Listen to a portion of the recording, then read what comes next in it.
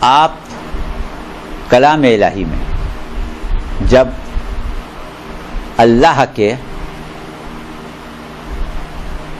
اسماء کو پڑھتے ہیں، ناموں کو پڑھتے ہیں، اسماء حسنہ کو پڑھتے ہیں، تو سب سے پہلے اللہ کا نام جو کہ صفت کے اعتبار سے یعنی اسم ذات کے بعد وہ رحمان ہے، بسم اللہ الرحمن، پھر اس کے بعد رحیم، اس کے بعد رحمان اور رحیم ہونے کے بعد آپ اللہ کے کس اسم کا تذکرہ کرتے ہیں؟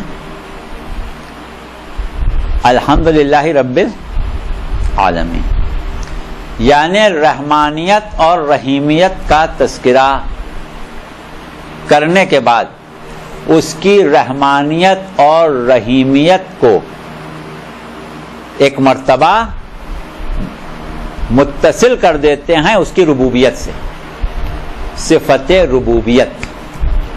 اب اگر ہم آپ سے یہ پوچھیں کہ ربوبیت، رب ہونا، اس کے کیا معنی؟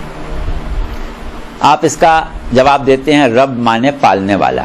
ٹھیک ہے، بہت صحیح جواب ہے، مگر پالنے والے کا مطلب کیا ہے؟ دیکھیے، پالنا دراصل ضروریات کا پورا کرنا ہے۔ جو شخص ہماری بنیادی ضروریات کو پورا کرے اس کو ہم کہتے ہیں یہ ہمیں پال رہا ہے، ہم کو کھلا رہا ہے، ہم کو پلا رہا ہے، ہم کو پہنا رہا ہے، ہم کو اڑا رہا ہے، ہم کو سلا رہا ہے، یعنی ہر وہ چیز جو ہماری بنیادی ضرورت ہے یا ثانوی ضرورت ہے یا اس کے بعد کی ضرورت ہے، اگر کسی کی طرف سے وہ ضروریات پوری ہوں تو یہ صفت ان ضروریات کو پورا کرنے کی کیا کہلائے گی؟ ربوبیت کہلائے گی۔ تو ہم اللہ کو جب رب مان رہے ہیں تو رب ماننے کا مطلب کیا ہوا کہ ذات خداوندی وہ ذات ہے، یا یہ کہیں کہ صرف ذات خداوندی ہی وہ ذات ہے کہ جو حقیقتاً مخلوقات کی ضروریات کو پورا کرتی ہے، یعنی مخلوق کی ہر ضرورت پوری کرنے کی ذمہ داری خالق کی ہے۔ تو خالق کون ہوا؟ رب ہوا۔ اس حوالے سے اللہ رب ہے۔ اب رب العالمین ہے تو عالمین کی ضروریات کو پورا کرتا ہے۔ ہم اس وقت صرف اور صرف ایک مخلوق کے اوپر اپنی توجہ کو مرکوز رکھیں گے، یعنی انسان۔ تو کیا ہوا کہ انسان کی جتنی بھی ضروریات ہیں ان کو کون پورا کرتا ہے؟ خدا وحدہ لا شریک پورا کرتا ہے۔ اب ربوبیت کے لیے بھی کچھ بنیادی صفات ضروری ہیں۔ رب وہی ہو سکتا ہے کہ جو ضروریات سے واقف ہو۔ جو ضروریات سے واقف ہی نہ ہوگا وہ ضروریات کیسے پوری کرے گا؟ رب کو صاحب علم ہونا چاہیے، رب کو اتنی قدرت حاصل ہونا چاہیے کہ مخلوق کی ہر ضرورت کو پورا کرنے کی قدرت اور اختیار رکھتا ہو، صاحب قدرت ہونا ضروری۔ اس کے بعد اگر رب مہربان اور شفیق نہ ہو تو وہ کون ہے جو اس کو مجبور کرے ضروریات کو پورا کرنے پر؟ یہ شے جو اس کی طرف سے ربوبیت کا سبب بنتی ہے وہ اس کی رحمانیت، اس کی رحیمیت اور اس کے بعد اس کی عدالت ہے۔ تو اس کو عادل بھی ہونا چاہیے، رحمان و رحیم بھی ہونا چاہیے، جبھی وہ رب ہوگا۔ اس کے بعد اگر وہ فیاض نہ ہو، بخیل ہو، ضروریات کو سمجھتا بھی ہے، پورا بھی کر سکتا ہے لیکن بخل سے کام لیتا ہے، تو ہر ضرورت پوری نہیں ہوگی مخلوق کی۔ مخلوق کی ہر ضرورت جبھی پوری ہوگی کہ جب رب جو ہے وہ بخیل بھی نہ ہو۔ تو اس طرح سے اگر آپ بات کو آگے بڑھاتے چلے جائیں تو خود ربوبیت میں بہت سی صفات آ جاتی ہیں۔ تو اب ایک مرتبہ مشاہدہ کریں ان افعال ذات واجب کا کہ جن کا تعلق اس کی صفت ربوبیت سے ہے۔ انسان ویسے تو ہر جاندار، لیکن ہم نے جیسا کبھی کہا کہ ہم انسان کے اوپر اپنی توجہات کو مرکوز رکھے ہوئے ہیں۔ انسان کی سب سے زیادہ بنیادی ضرورت کیا ہے؟ وہ ضرورت کہ اگر چند لمحے اس کا سلسلہ منقطع کر دیا جائے تو حیات انسانی کی بقا ممکن نہ رہے. وہ ہے ہوا. ہوا اگر کچھ دیر کے لیے انسان کو نہ ملے تو ظاہر ہے کہ انسان کی زندگی کی بقا ممکن نہیں رہے گی. تو اب یہ شان ربوبیت دیکھیں کہ اس رب کی عدالت کا تقاضا یہ تھا کہ جتنی زیادہ ضرورت ہوا کی تھی اسی حساب سے دنیا میں یا اس جگہ جہاں بھی انسان کو زندگی گزارنے کے لیے بھیجا سب سے زیادہ مقدار میں ہوا پیدا کر دی. ہوا آپ کو مفت میں ملتی ہے, بغیر کسی زحمت کے ملتی ہے, بغیر کسی صحیح کے ملتی ہے. ہوا سب سے زیادہ ہے. ہوا کا وجود مقدار کے اعتبار سے سب سے زیادہ ہے. اس کے بعد دوسرے نمبر پر انسان کی ضرورت وہ ہے کہ اگر چند گھنٹے نہ ملے تو انسان کو زندگی گزارنا مشکل ہو جائے. وہ کیا ہے؟ پانی ہے. تو ہوا کے بعد رب العالمین نے سب سے زیادہ پانی پیدا کر دیا. اس کے بعد غذا کہ اگر چند دن نہ ملے تو زندگی منقطع ہو جائے. تو تیسرے نمبر پر جو چیز دنیا میں سب سے زیادہ پیدا کی گئی وہ کیا پیدا کی گئی؟ غذائی اجزاء پیدا کیے گئے. اور غذائی اجزاء میں بھی اس بات کا خیال رکھا کہ جس چیز کی سب سے زیادہ ضرورت ہوتی ہے, مثال کے طور پر انسان کو اپنی غذا میں سب سے زیادہ گیہوں, چاول, چنا, دالیں یعنی اناج کی ضرورت سب سے زیادہ ہے. سب سے زیادہ اناج کھاتا ہے, اور باقی چیزیں وہ کھائے یا نہ کھائے اناج اس کو دن میں 2-3 دفعہ چاہیے. تو اب اہتمام قدرت کیا ہے کہ اناج کی فصل جو ہے وہ 6 مہینے میں پک جائے گی. اس کے برخلاف مثلا ناریل کبھی کبھار کھائے گا تو ناریل کی فصل جا کے 10 سال میں پکے گی, یا 8 سال میں, یا 6 سال میں پکے گی. اسی طرح ہر وہ شے جس کی ضرورت جتنی زیادہ ہے اس کی فراہمی کا انتظام اسی عدالت و حکمت کے ساتھ پروردگار عالم نے کیا ہے. یہ توجہ آپ کی مبذول کرانے کا مقصد صرف اتنا تھا کہ ربوبیت کی صفت کو ذرا صحیح طریقے سے سمجھیں کہ جب لفظ ہم رب العالمین کہہ کے سرسری گزر جاتے ہیں, مطلب کیا ہے رب العالمین کہنے کا, اس کی حقیقت کیا ہے, اس کی گہرائی کیا ہے. تو اب دیکھیے ربوبیت سمجھ میں آئی. اب ہم یہ جانتے ہیں کہ انسان اپنے وجود میں صرف مادہ نہیں ہے. یعنی اگر ہم آپ سے کہیں کہ ذرا انسان کی تعریف تو کریں, تو آپ کہیں گے کہ صاحب ایک ہڈیوں کا ڈھانچہ ہے, اس کے اوپر کچھ گوشت چڑھا ہوا ہے, اور اس میں کچھ رگیں ہیں, اس میں خون دوڑ رہا ہوتا ہے, اور اس کے اوپر سے کھال ہوتی ہے, اور تو یہ جو ہے وہ انسان ہوتا ہے. تو کیا انسان گوشت, کھال, خون, ہڈیوں کا مجموعے کا نام ہے؟ ظاہر ہے کہ کوئی بھی انسان کی یہ تعریف نہیں کرتا. یعنی انسان کی حقیقت یہ گوشت یا خون نہیں ہے, انسان کی حقیقت ہڈیاں نہیں ہیں. تو حقیقت انسان شخصیت ہے, اس کا نفس ہے, اس کی روح ہے جو اس کی حقیقت ہے.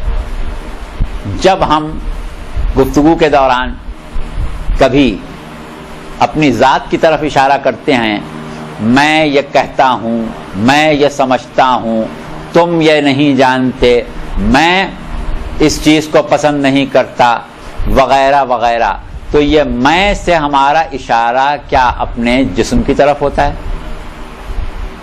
یا تم سے ہمارا اشارہ آپ کے جسم کی طرف ہوتا ہے؟ ہرگز نہیں ہوتا. جسم کی طرف اشارہ نہیں ہوتا, بلکہ ماورائے جسم ہماری یا آپ کی کوئی حقیقت ہے اس کی طرف اشارہ ہوتا ہے. تو کیا پتا چلا کہ انسان کا حقیقی وجود یہ جسم نہیں ہے.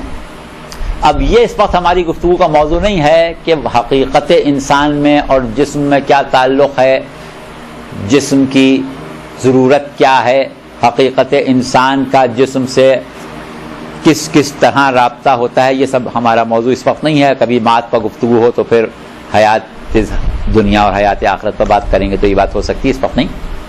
لیکن اتنا سمجھ لیں کہ وہ رب کہ جو ہمارا وہ جسم جو ہمارا وجود حقیقی نہیں ہے بلکہ صرف ہمارے وجود کی علامت ہے، اس کی ضروریات کو اتنی خوش اسلوبی سے، اتنے اہتمام کے ساتھ ہر لمحے پورا کرتا ہے کہ کوئی لمحہ ایسا نہیں ہے کہ جس میں ہماری ضرورت جسم پوری نہ ہوتی ہو. تو کیا وہ رب ہماری ضرورت روح، ہماری ضرورت نفس سے غافل ہوگا؟ جبکہ وہ ہمارا حقیقی وجود ہے، جبکہ اس کی اہمیت ہمارے جسم سے زیادہ ہے. تو جب حقیقت جسم، حقیقت انسان جسم کے وجود سے زیادہ اہم ہے تو اس حقیقت انسان کی ضرورت کا احساس اور اس کو پورا کرنا رب العالمین کا اولین کام ہے. اللہ کے لیے یہ زیادہ اہم ہے کہ وہ ہماری روح کی ضروریات کو پورا کرے. بس یہاں تک لانے کا مقصد یہ تھا کہ دین اور خصوصاً دین اسلام دراصل بنیادی طور پر ہماری روح اور ہمارے نفس کی ضروریات کو پورا کرنے کا نام ہے. یہ اور بات ہے کہ اسلام نے جسم کو بیکار اور کوئی فضول چیز نہیں سمجھا ہے، بلکہ جسم کے لیے فلاح کے انتظام کیا. اور جیسا کہ ہم نے ابتدا ہی اپنی اس گفتگو سے کی کہ ربوبیت کو پروردگار عالم نے اتنی عمومیت دی ہے کہ جسم کی ضروریات کو پورا کرنا اس میں شامل ہے. تو جسم کی ضروریات کا تعلق یا جسم کے معاملات کا تعلق دین سے باہر نہیں، لیکن بنیادی طور پر یا یہ سمجھیں کہ جسم ضمنی طور پر آ رہا ہے، حقیقت میں دین اسلام جو ہے وہ آپ کی روحانی ضروریات کو پورا کرنے کے لیے آیا ہے. تو جب دین سمجھ میں آئے گا تو اساس دین سمجھ میں آئے گی. امامت کیا ہے؟ اساس دین ہے، اصول دین ہے. تو دین کا اصول ہم نہیں سمجھ سکتے کوئی بھی جب تک خود دین کو نہ سمجھے. تو اب سمجھ میں آئی بات کہ دین کیا ہے؟ دین دراصل ربوبیت پروردگار عالم کا وہ تقاضا ہے کہ جس کے تحت ہماری روح یا ہماری حقیقت یا ہماری شخصیت کی ضروریات کو پورا کیا جاتا ہے. تو دین ضرورت ہے ہماری روح کی، دین ضرورت ہے ہمارے وجود حقیقی کی، دین ضرورت ہے ہمارے نفس کی. تو جب دین ان تمام چیزوں کی ضرورت کا نام ہے تو پھر دین حقیقتاً وہ ہے کہ جس میں ہم کو وہ تمام چیزیں مل جائیں جن کے ذریعے ہماری ضروریات روح مکمل ہوں، ضروریات روح حاصل ہوں. یہی وجہ ہے کہ مکتب تشیع نے دین کو مادیت پر مبنی قرار نہیں دیا، یا یہ سمجھیں کہ مادیت میں محدود نہیں کیا.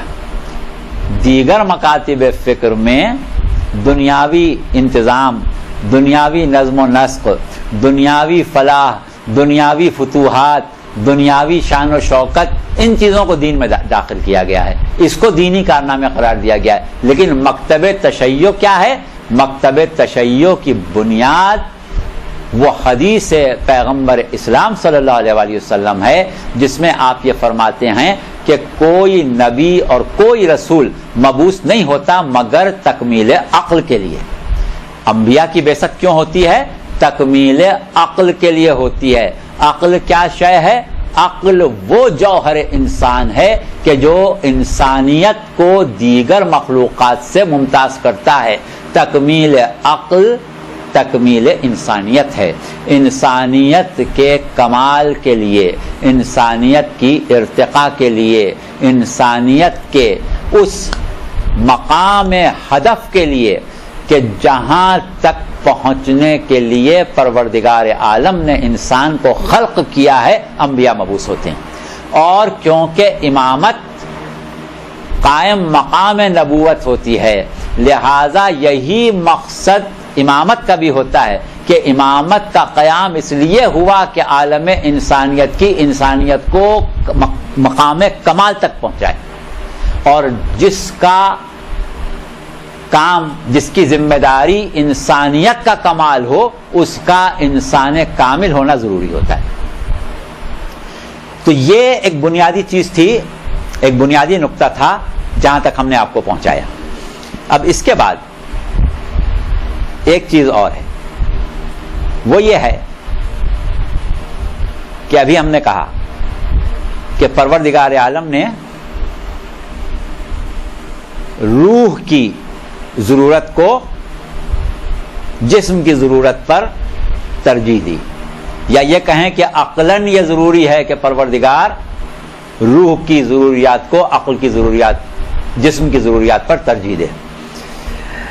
اب یہاں پر ایک وضاحت ہم کر دیں، اور ممکن ہے کہ ہمارے بعض سامعین اور ناظرین کو اس میں کچھ سوالات ان کے ذہنوں میں آئیں.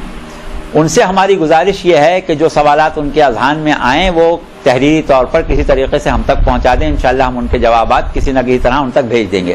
لیکن اس وقت ہماری بات سن لیں، کیونکہ بہت سی چیزیں ایسی ہوتی ہیں جو آپ لوگوں نے پہلے سنی ہوئی ہوتی ہیں. اب ہم جب اختصار کے ساتھ اپنی گفتگو کو آگے بڑھاتے ہیں تو وہ چیزیں جو آپ نے پہلے سنی ہوئی ہوتی ہیں اس میں کہیں آپ کو فرق نظر آتا ہے. تو جب اس میں فرق نظر آتا ہے تو صورت جو ہے وہ ایسی ہو جاتی ہے کہ آپ سوچنے پر مجبور ہو جاتے ہیں کہ یہ کیسے کہہ رہے ہیں، یہ کیسے ہوا. تو وہ پھر بعد میں اس کی وضاحت انشاءاللہ ہو جائے گی. ابھی صرف آپ اتنا سمجھ لیں کہ احادیث میں اور قرآن میں بھی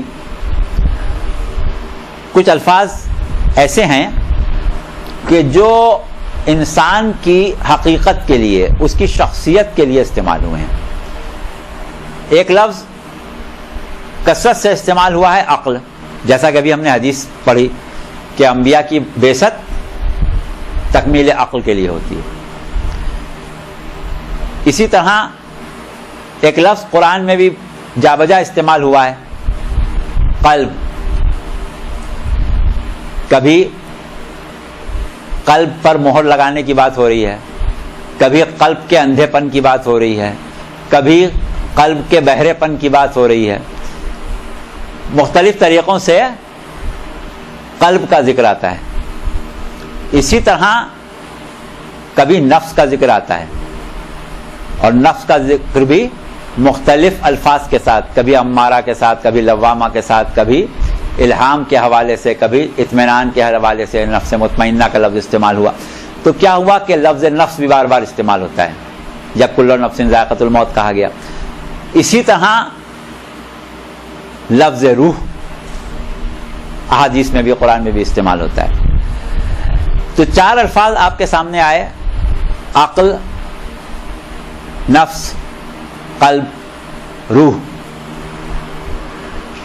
مظاہر کے اعتبار سے ان چاروں الفاظ کے مختلف معنی بیان کیے جا سکتے ہیں، لیکن جس چیز کی طرف ہم اس وقت آپ کی توجہ دلا رہے تھے وہ یہ تھی کہ بنیادی طور پر آپ یہ یاد رکھیں کہ قلب ہو، عقل ہو، نفس ہو، روح ہو، یہ تمام چیزیں بنیادی طور پر ایک ہی ہیں، الگ الگ چیزیں نہیں ہیں.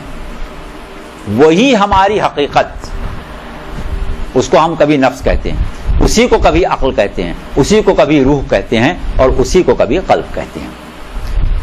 اس سلسلے میں ہم نے آپ سے کہا کہ اگر آپ کو اشتباہات ہوں تو بعد میں آپ پوچھ لیجیے گا. تو کیا ہوا کہ یہ عقل ہمارا وجود حقیقی ہے. ہر شے اپنی ضروریات کی ایک فطری طلب رکھتی ہے. ہر شے میں اپنی فطری ضروریات کی طلب ہوتی ہے. جیسے ہر جاندار کو بھوک لگتی ہے, پیاس لگتی ہے, پانی کی طلب ہوتی ہے, غذا کی طلب ہوتی ہے, آرام کی طلب ہوتی ہے, نیند کی طلب ہوتی ہے, وغیرہ وغیرہ. تو یہ کیا ہیں؟ یہ فطری ضروریات ہیں, تو اس کی طلب ہوتی ہے. اور ہر وہ شے جو انسان کی فطری طلب بن جائے اس کو ہم کہتے ہیں رزق. رزق کا لفظ بہت استعمال کرتے ہیں. رزق اس چیز کو کہتے ہیں جو کسی کی فطری طلب بن جائے. اور رزق کی صفت یہ ہے کہ جب تک مرزوق کو رزق ملتا رہے, مرزوق میں نمو بھی ہے, بقا بھی ہے. جس دن سلسلہ ترسیل رزق رک جائے مرزوق فنا ہو جائے گا, مرزوق کی بقا کا سلسلہ منقطع ہو جائے گا. یعنی فرض کیجئے کہ نباتات ہے, نباتات کا رزق کیا ہے؟ پانی ہے, سورج کی روشنی ہے, ہوا ہے. جب تک یہ اس کو ملتی رہے گی اس میں نمو اور بقا باقی رہے گی. منقطع ہو گئی تو یہ چیز ختم ہو جائے گی. حیوان ہے, اس کو ان چیزوں کی ضرورت ہے, ملتی رہیں تو بقا اور نمو کا سلسلہ جاری رہے گا. رک جائے ختم ہو جائے گا. یہی صورت انسان کی ہے. تو کیا ہوا کہ جسم کے لیے رزق ہوا ہے, پانی ہے, غذا ہے, سورج کی روشنی, گرمی, توانائی وغیرہ وغیرہ ہیں. اب ہمارا سوال یہ ہے کہ حقیقت انسان جس کو ہم اس کی عقل کہتے ہیں, جو امتیاز ہے انسانیت میں اور دیگر چیزوں میں, اس کا رزق کیا ہے؟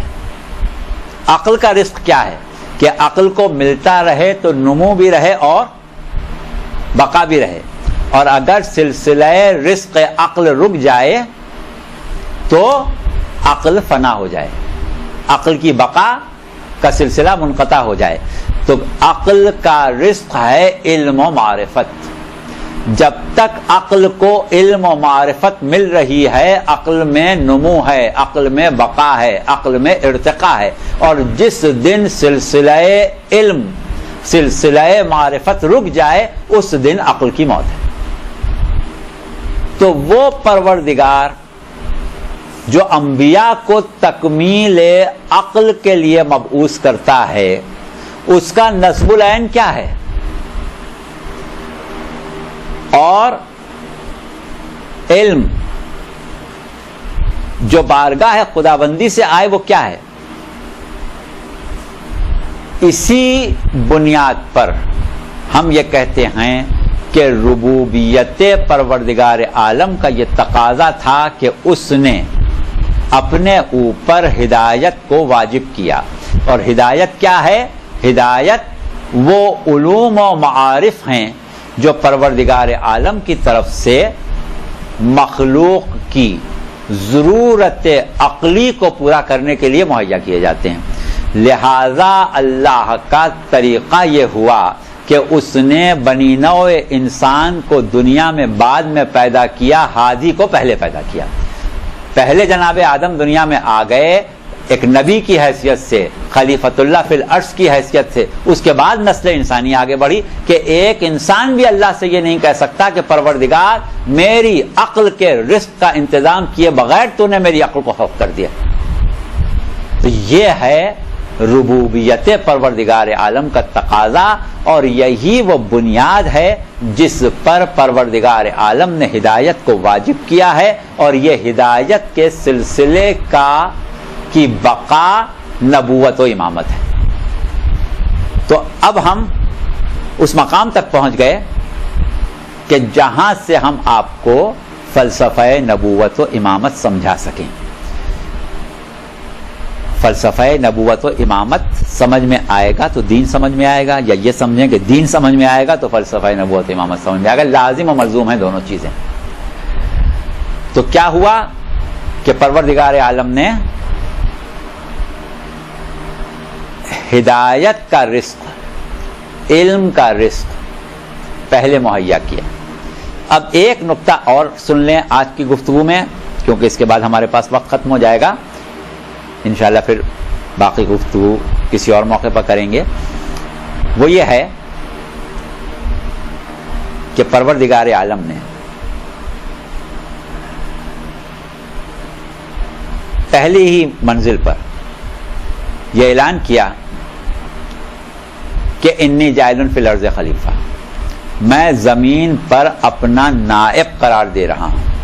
نائب کسے کہتے ہیں؟ جو کسی کی عدم موجودگی میں اس کی نیابت کرے، اس کے کاموں کو انجام دے۔ تو اب یہاں پر سوال یہ پیدا ہوتا ہے کہ بھئی اللہ خود کہاں جا رہا ہے جو اپنا نائب بنا رہا ہے؟ تو بات یہ ہے کہ یہ نیابت ذات الہیہ نہیں ہے، یہ نیابت امر ہدایت میں ہے کہ ہدایت واجب اللہ نے اپنے اوپر کی ہے، لیکن اپنے اسکار ہدایت کو جاری رکھنے کے لیے، اپنے اسکار ہدایت کو بطریق احسن انجام دینے کے لیے جس نظام کو اختراع کیا ہے، جس نظام کو ایجاد کیا ہے، جس نظام کو قرار دیا ہے، وہ ہے نظام تشریع، اور اس نظام تشریع کا جو ذریعہ ہے وہ خلفائے خداوندی دنیا میں ہیں، یا وہ انبیاء ہوتے ہیں، یا اولیاء اور اوصیاء و ائمہ ہوتے ہیں۔ یہ ہے وہ فلسفہ ہدایت۔ اب دیکھیں کہ کیا یہ ممکن ہے کہ پروردگار عالم انسان کی تخلیق بے مقصد کر دے، جبکہ اللہ ایسا حکیم و عادل خالق ہے کہ معمولی سے معمولی، حقیر سے حقیر کیڑا بھی ایسا نہیں ہے جس کو بیکار کہا جائے، کہ جائے کہ انسان جس کو ہم اشرف المخلوقات کہتے ہیں، انسان اشرف المخلوقات کیسے ہے، کب نہیں ہے، یہ ایک الگ موضوع ہے، اس کے اوپر کسی اور وقت بات ہوگی۔ فی الحال مان لیجئے کہ انسان اشرف المخلوقات ہے۔ اب اگر انسان اشرف المخلوقات ہے تو انسان بے مقصد تو نہیں پیدا ہو سکتا، جبکہ حدیث قدسی میں پروردگار عالم نے یہ ارشاد فرمایا کہ اے بنی آدم، کائنات کی ہر شے میں نے تیرے لیے پیدا کی ہے اور تجھ کو اپنے لیے پیدا کیا ہے۔ تو جس مخلوق کو اللہ نے یہ شرف بخشا کہ اس کو کہا کہ میں نے اپنے لیے پیدا کیا ہے، وہ بے مقصد تو نہیں پیدا ہو سکتا۔ یقیناً انسان کی تخلیق کا مقصد ہونا چاہیے۔ اب کیا یہ ممکن ہے کہ انسان کی تخلیق کسی اور مقصد سے ہو اور انبیاء کی بعثت کا مقصد کچھ اور ہو؟ عقلاً ممکن نہیں ہے۔ یقیناً جس مقصد کے لیے انسان کو دنیا میں بھیجا گیا ہے، اسی مقصد کی تکمیل کے لیے انبیاء و مرسلین آتے ہیں۔ تو جب انبیاء و مرسلین کے آنے کا مقصد کیا بتایا گیا کہ کوئی نبی اور کوئی رسول مبعوث نہیں ہوتا مگر تکمیل عقل کے لیے، تو انبیاء آتے ہیں تکمیل عقل کے لیے۔ تو اس کا مطلب یہ کہ دنیا میں انسان کے آنے کا مقصد بھی حصول کمال عقل ہے، حصول کمال انسانیت ہے۔ اور دوسری طرف قرآن میں پروردگار عالم نے وضاحت بھی کر دی کہ وما خلقت الجن والانس الا لیعبدون، ہم نے نہیں پیدا کیا ہے انسانوں اور جنوں کو مگر عبادت کے لیے۔ تو کیا ہوا کہ انسان کو صرف اور صرف عبادت کے لیے پیدا کیا، اور کوئی مقصد انسان کی تخلیق کا نہیں ہے۔ تو اب جب انسان کو صرف عبادت کے لیے پیدا کیا گیا ہے تو اب سوال یہ ہے کہ عبادت خود کیا ہے؟ مقصد تخلیق انسان عبادت ہے، اور مقصد عبادت کیا ہے؟ کوئی بھی عبادت اس وقت تک عبادت نہیں ہوتی جب تک کہ قصد قربت شامل نہ ہو۔ نماز پڑھتے ہیں قربتاً اللہ، روزہ رکھتے ہیں قربتاً اللہ، حج کرتے ہیں قربتاً اللہ، کوئی بھی عبادت کرتے ہیں اللہ کی قربت کو حاصل کرنے کے لیے کرتے ہیں نا۔ تو جب نیت یہ نہ ہو قربتاً اللہ کی تو عبادت نہیں رہے گی۔ تو اس کا مطلب کیا ہوا کہ عبادت مقصد تخلیق ہے، اور عبادت کا مقصد حصول قربت ہے۔ تو اس کا مطلب یہ ہے کہ انسان پیدا ہی حصول قربت کے لیے ہوا ہے۔ انسان دنیا میں کیوں آیا ہے؟ کہ قربت خداوندی حاصل کرے۔ اب قربت خداوندی کیا شے ہے؟ اللہ کوئی ایسی چیز تو نہیں ہے کہ آپ اس کے قریب چلے جائیں یا دور چلے جائیں۔ قربت کی اقسام ہیں، یہاں قربت خداوندی جو ہے وہ ایک ایسا قرب معنوی ہے کہ جس کو ہم ہدف ارتقاء انسانیت کہتے ہیں. آپ یہ سمجھ لیں کہ ذات خداوندی کمال مطلق ہے. ذات خداوندی کمال مطلق ہے. اب انسان کے اندر جتنا جتنا کمال پیدا ہوتا جائے اتنا اتنا فاصلہ کمال مطلق سے کم ہوتا ہے. یہی ہے منازل تقرب جس کو ہم کمال انسانیت کہتے ہیں. جوہر انسانیت عقل ہے, لہذا کمال انسانیت یا کمال عقل ایک ہی شے ہے.